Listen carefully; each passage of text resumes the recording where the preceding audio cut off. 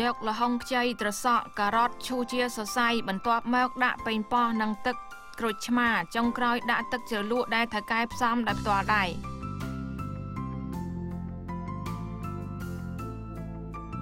ធ្វើរួចក៏ច្រកចូលក្នុងចានពេលឃើញសម្រស់វាធ្វើឲ្យគេមានចិត្តចង់ញ៉ាំដើម្បីស្របតាមរសជាតិអ្នកតៃវ៉ាន់ថៅកែស្រីក៏កែសម្រួលនៅគ្រឿងទឹកជ្រលក់នេះ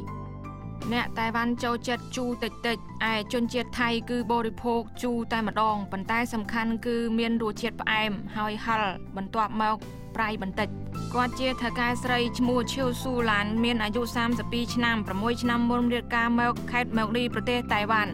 ដំបូងគាត់ធ្វើការនៅរោងចក្រប៉ុន្តែដោយសារគាត់មានថ្វីដៃខាងធ្វើម្ហូបព្រមទាំងមានបងប្អូនគាំទ្រគាត់ក៏បើកហាងលក់ម្ហូបថៃនៅ2ឆ្នាំមុន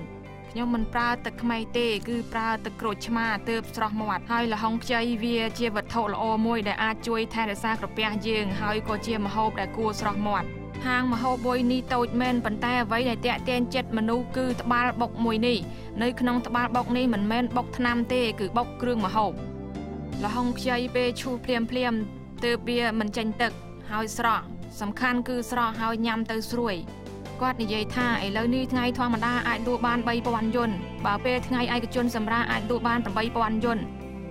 ប្រាក់ចំណូលនេះវាអាចលើសពីធ្វើការរោងចក្រ3ដងម្ហូបដ៏មានសុខភាពទាំងនេះព្រមទាំងចរិតរូសរាយរបស់ថៅកែស្រីអាចទាក់ទាញចិត្តមនុស្សគ្រប់វ័យនេះគឺលហុងដ៏ស្រស់ថែមទាំងមានបន្លែផ្លែឈើហើយសុទ្ធតែវត្ថុធម្មជាតិទៀតផងដូច្នេះខ្ញុំគិតថាញ៉ាំទៅឆ្ងាញ់ហើយស្រស់មាត់ណាស់គួរឲ្យជក់មាត់ណាស់ហើយធ្វើឲ្យយើងមានចិត្តចង់បន្ថែមបាយមួយចានទៀតសំខាន់គឺគាត់ធ្វើម្ហូបឆ្ងាញ់ណាស់ម្ហូបថៃដែលពោពេញទៅដោយគ្រឿងធម្មជាតិនិងថែរក្សាសុខភាពនេះជាចិត្តម៉ឺងម៉ាត់របស់កូនក្រមុំប្រទេសថៃហើយកំពុងតែទាក់ទាញរសជាតិរបស់អ្នកតៃវ៉ាន់